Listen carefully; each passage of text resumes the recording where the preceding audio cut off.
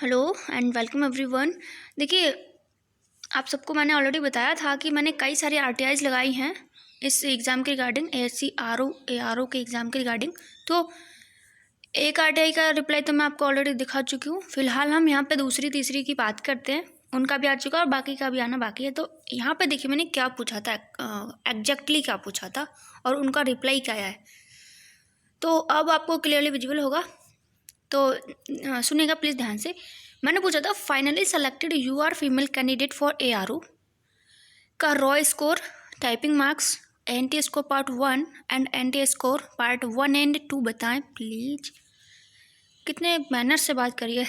और साथ ही शिफ्ट भी बताएं कि इनका एग्ज़ाम किस शिफ्ट में था। एक्चुअली में किस कैंडिडेट की ओर इशारा है मेरा, आप लोग समझ गए होंगे ऑलरेडी कि ये कौन से कैंडिडेट की बात हो रही है। ठीक है, सो ये मैंने पूछा था। नेक्स्ट क्वेश्चन ये पूछा था कि ARO एग्जाम में हर एक शिफ्ट से कितने कितने कैंडिडेट को फाइनली सेलेक्ट किया गया है, कैटेगरी वाइज डाटा प्रोवाइड करें। एक्चुअली कैंडिडेट ने पहले ही शोर मचा के रखा हुआ है कि 12 शिफ्ट हुए थे, 350 सीट थी। तो लगा लीजिए, आप खुद से हिसाब लगा लीजिए, लगभग 29 से 30 कैंडिडेट हर एक शिफ्ट से लिए गए हैं। ऐसे बोल रहे थे, सब लोग बोल रहे थे, सबको यही पता है कि 29 कैंडिडेट तो कम से कम लिए गए हैं हर एक शिफ्ट से। लेकिन ये सब तो हमको अपने आप से पता था, अब जो कुछ ऑफिशियल भी तो पता चले कि आखिर हुआ क्या है। तो मैंने इसी चीज़ को जानने के लिए मैंने यहाँ पे ये क्वेश्चन पुट अप किया कि अब बताइए कि किस शिफ्ट से कितने कैंडिडेट लिए गए हैं और कैटेगरी वाइज डाटा प्रोवाइड करिए कि UR से इतने हैं। और UR में भी उसके अंदर भी क्योंकि बांट दिया जाता है, तो UR में भी जनरल, OBC, SC, ST कितने कितने हैं सबका डाटा प्रोवाइड कीजिए, फीमेल कितनी है। तो अब ये एक ओपन कंपटीशन है तो डाटा प्रोवाइड करने में उन्हें कोई दिक्कत होनी नहीं चाहिए थी, लेकिन उन्होंने जवाब क्या दिया ये सुनिए।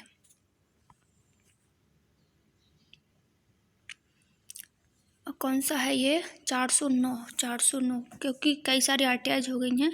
यस, ये 409 का ही रिप्लाई है। देखिए, तो फर्स्ट में तो मैंने एक ही कैंडिडेट के बारे में पूछा था कि जो लास्ट UR फीमेल कैंडिडेट है, नेहा पांडे है आई थिंक उसका नाम, क्योंकि मैंने वहीं देखा था ना PDF में जो रिजल्ट आया, तो उसमें फाइनली जो UR फीमेल सेलेक्टेड कैंडिडेट है वो नेहा पांडे है। तो मैंने उसका जानना चाहा कि आखिर इसके कितने मार्क्स हैं। तो वैसे तो हम खुद ही निकाल लेते, लेकिन नहीं निकाल पाए उसका। ठीक है, और निकाला भी नहीं है क्योंकि इन्हीं से जवाब चाहिए था। तो इन्होंने देखो जवाब क्या दिया था, information sort in your RTI application involves fiduciary relationship, hence the information sought can you not, कुछ भी पढ़ रही हूँ मैं, can not be provided under section 8 subsection E subsection of the RTI act 2005। I think कुछ गलत पढ़ दिया यहाँ मैंने, सॉरी फॉर दैट। तो देखिए इन्होंने साफ साफ मना कर दिया कि ये तो आपने जो पूछा है वो एक फिड्यूशियरी रिलेशनशिप में आ रहा है, मतलब उसकी इन्फॉर्मेशन आपको प्रोवाइड नहीं कराई जाएगी। RTI एक्ट के सेक्शन 8 के सब सेक्शन 1 और E के अंतर्गत ये इन्फॉर्मेशन हम आपको प्रोवाइड नहीं करा सकते। जब ये ओपन कंपटीशन था तो क्यों नहीं करा सकते हम? उसकी कोई पर्सनल फ़ोन नंबर या डिटेल कुछ मांग नहीं रहे ना उसका, सिर्फ उसके मार्क्स पूछ रहे हैं कि कितने कितने नंबर उसके रॉ स्कोर है, कितना NTA स्कोर है, कौन से शिफ्ट में एग्जाम दिया। इवन इतना सा भी बताने में आपको दिक्कत हो रही है, फिर काहे का ये एग्ज़ाम फेयर हुआ है बताओ। नेक्स्ट ये पूछा था कि कौन कौन सी कैटेगरी से कितने कितने कैंडिडेट लिए गए हैं और किस किस मतलब एक शिफ्ट से कितने कैंडिडेट लिए गए हैं प्रत्येक शिफ्ट से।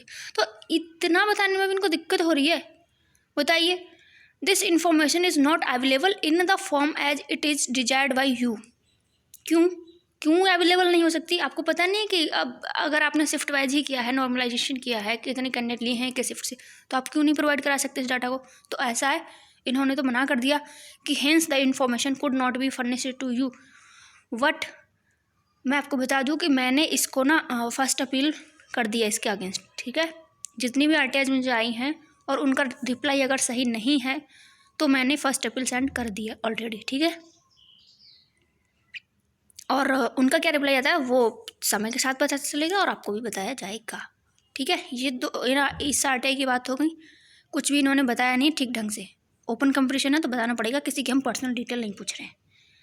ठीक है, अच्छा ये वाली RTI और भी अच्छी थी। अब इसका तो फिर रिप्लाई आना ही नहीं था। मैं सोच रही थी पहले ही कि इसका तो बिल्कुल नहीं देने वाले। तो ये मैंने लगाई थी, नंबर इसका है 440 वाले में ही देखेंगे क्या इसका आंसर आया फिलहाल। देखिए मैंने पूछा क्या था, तो यहाँ नंबर,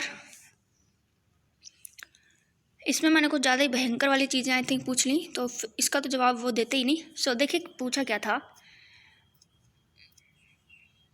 कि I want the following information under RTI information under right to information act 2005 in how much time the following candidates have submitted the typing test. ये जो नीचे कैंडिडेट्स के नाम लिखे इन्होंने कितने समय में अपनी टाइपिंग सबमिट करी थी, ये मुझे जानना था, क्योंकि मैंने ऑटो सबमिट होने दी थी जबकि कंप्लीट किया था, तो उन्होंने एक में मुझे फेल कर दिया, एक में पास किया है। ठीक है, तो मतलब बेस तो पता होना चाहिए ना कि किस बेस पे फेल किया है, तो मैंने यही पूछा था। और फिर साथ ही ये भी पूछा था कि इन्होंने कितने देर में सबमिट करी है, and how many word typed by each of them, कितने इन्होंने टोटल वर्ड टाइप करे हैं और उनमें से कितने करेक्ट हैं कितने रॉन्ग हैं टोटल टाइप्ड वर्ड में से, और इनको कितने नंबर प्रदान किए गए हैं, and how many marks of typing provided each of them. ठीक है, अच्छा वो कैंडिडेट कौन कौन से हैं जिनके बारे में मैंने पूछा था, तो एक तो ये दीपक कुमार थे टॉपर भाई साहब, और एक नीरज कुमार, ये नीरज कुमार पता नहीं कहाँ से लिए हैं, मुझे याद नहीं इतना, और ये कीर्ति पटेल हैं, रोल नंबर रजिस्ट्रेशन नंबर मैंने इनका दिया है, जितेंद्र कुमार गौतम। एक्चुअली ये वो कैंडिडेट हैं, इनका ना बिना किसी बेस पे अगर इनका NTA स्कोर पार्ट 1 85 है ना, तो डायरेक्ट 95 करके, डायरेक्ट 90 करके 91 करके इनको सेलेक्ट किया गया। किस बेस पे ऐसा किया है ये भी तो बताना चाहिए ना। ये जितेंद्र कुमार जो हैं ये वही हैं कि इनका NTA स्कोर पार्ट 1 85 है, लेकिन पार्ट 1 एंड पार्ट 2, और जबकि टाइपिंग में उतने ही मार्क्स हैं जितने हमारे हैं 46 47। तो अब ये बताइए कि 85 से डायरेक्ट 90 करना है स्कोर, वो कौन से बेस पे। मान लिया कि आपको इस कैंडिडेट को सेलेक्ट करना था, तो जितने नंबर थे इसके, अगर ये SC का भी था या ये ST का था, EWS मतलब क्या बोलते हैं उसको, EWS तो था ही नहीं इसमें, ESM था, जो भी था ये कैंडिडेट मान लिया हमने, तो अब उसको अगर कोई और कैंडिडेट नहीं है, आपको इसको ही सेलेक्ट करना था, तो उतने ही नंबर पे कर लेते ना। आपने नंबर बढ़ा दिए बिना हिसाब किताब, 85 से डायरेक्ट 90 कर दिया इनका स्कोर। किस बेस पे किया है, तो ये जानना बहुत ज़रूरी था, और इन्होंने कुछ भी रिप्लाई नहीं दिया है। तो नेक्स्ट मैंने सोनिया शर्मा का पूछा था, इनका तो बहुत ज़्यादा वायरल हो रहा है, 190 मार्क्स पे इनका मैडम का सिलेक्शन है, UR फीमेल में, और उनसे भी नीचे ये थी सपना शर्मा, क्योंकि मुझे अब नाम याद हो गए इनके। सोनिया शर्मा के नीचे तो सुरभि मिश्रा हैं, चारुल हैं, रंजना वर्मा हैं, अब तो मुझे नाम भी याद हो गए कौन कौन कहाँ कहाँ बैठा है। और सबसे नीचे जो बैठी हैं UR फीमेल सेलेक्टेड कैंडिडेट, वो हैं सपना पांडे। तो इनका मैंने पूछा था, तो अब बताया तो बिल्कुल भी कुछ नहीं है इन्होंने। अब इसका तो इन्होंने साफ इनकार कर दिया। देखिए क्या कहा है, ये बोला है the information shot in your RTI application involves fiduciary relationship and third party information. मतलब थर्ड पार्टी इन्फॉर्मेशन है ये ओपन कंपटीशन था, थर्ड पार्टी हो या फोर्थ पार्टी हो, हमको कोई मतलब नहीं है, हमको इन्फॉर्मेशन चाहिए थी बस, और इन्होंने प्रोवाइड नहीं कराई है। तो इसके अगेंस्ट हमने RTI मतलब ये जो रिप्लाई आया है, इसको हमने फर्स्ट अपील सेंड कर दिया इसके अगेंस्ट में। ठीक है, इतना ही मुझे बताना था आपको। और बाकी RTI जो हैं, ये ओपन कंपटीशन है तो इनको रिप्लाई तो देना चाहिए था। अच्छा हाँ, इसको और पढ़िए, ये भी एक ये रही। आपका ज़्यादा टाइम वेस्ट तो नहीं हो रहा होगा आई थिंक, मतलब ये ज़रूरी चीज़ है, हमको जानना चाहिए कि क्या पूछा है क्या और क्या जवाब आया इनका। ठीक है, सो देखते हैं यहाँ पे। तो गाइज यहाँ पे मैंने पूछा है कि क्या किसी एक ही शिफ्ट में कैंडिडेट का NTA स्कोर किसी का कम बढ़ाया गया और किसी का ज़्यादा बढ़ाया गया, या सबका सेम डिजिट से बढ़ाया गया है। ऐसा मैंने क्यों पूछा, उसका रीज़न ये था कि जो 15 दिसंबर सेकेंड शिफ्ट का एग्ज़ाम हुआ था, जो मेरा एग्ज़ाम था जिस दिन, तो उसमें मैंने कई सारे कैंडिडेट्स के स्कोर कार्ड देखे थे। तो वहाँ पर मैंने देखा कि मोस्टली कैंडिडेट्स के जितने भी मैंने देखे हैं उनकी बात कर रही हूँ मैं, क्योंकि सारे तो मैं नहीं देख सकती ना। तो जितने मैंने देखे हैं उनमें सबका बढ़ाया गया था स्कोर। ठीक है, सबका बढ़ाया गया था।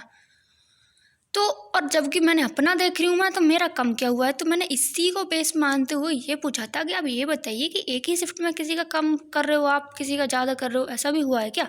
तो इन्होंने कुछ रिप्लाई दिया नहीं ढंग से। सेकेंड मैंने यही पूछा था कि क्या NTA स्कोर सिर्फ इंक्रीज किया गया है या डिक्रीज भी किया गया, क्योंकि अगर ये कहते कि सिर्फ इंक्रीज किया गया तो फिर मेरा क्यों डिक्रीज किया गया, है ना, ये भी एक। और नेक्स्ट ये पूछा था कि क्या एंटी स्कोर ज़्यादा रॉ मार्क्स वाले का ज़्यादा और कम रॉ मार्क्स वाले का कम बढ़ाया गया है या एक ही शिफ्ट के अंदर।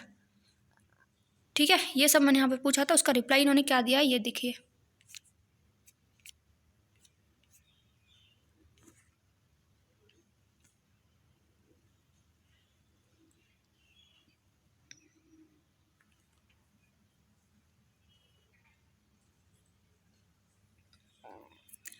तो आप देखिए यहाँ पे क्लियरली विजिबल तो होगा आपको। और देखिए ज़रा, इन्होंने जो नोटिफिकेशन की जो लैंग्वेज थी वही यहाँ पे टाइप कर दी पूरी की पूरी।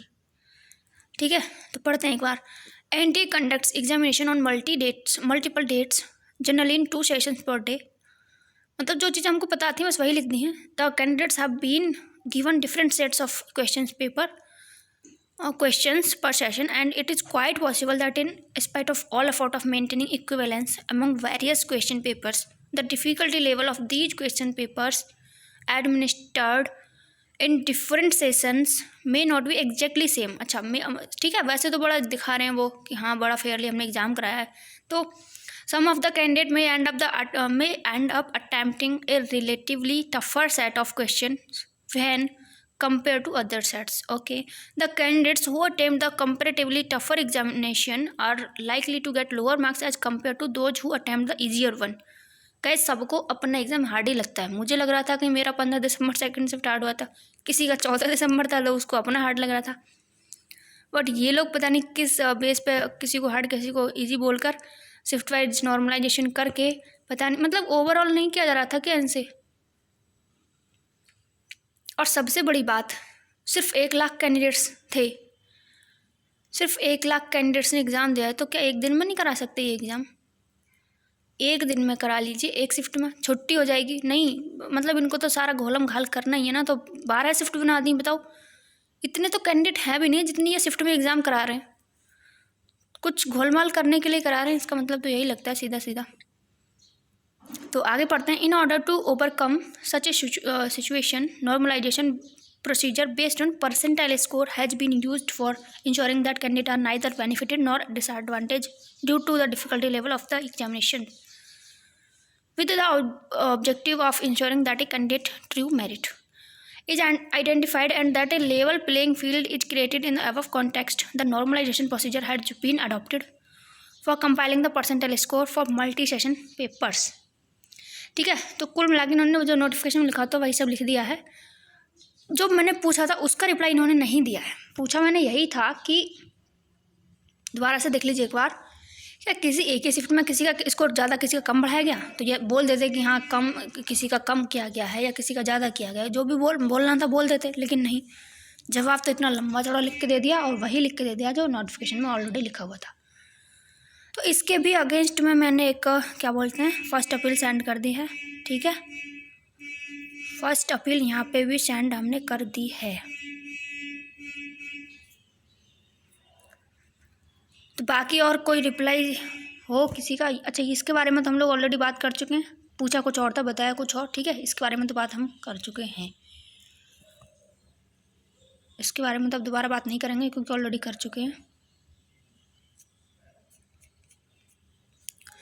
तो बस आज की वीडियो में इतना ही। मिलते हैं आपसे किसी नेक्स्ट लाइव सेशन में। तब तक के लिए नमस्कार, जय हिंद। और जैसे ही इनके बारे में कोई रिप्लाई आएगा, मतलब जो फर्स्ट अपील करी है, तो उसको भी आपके साथ शेयर किया जाएगा। Okay, so thank you so much and bye bye.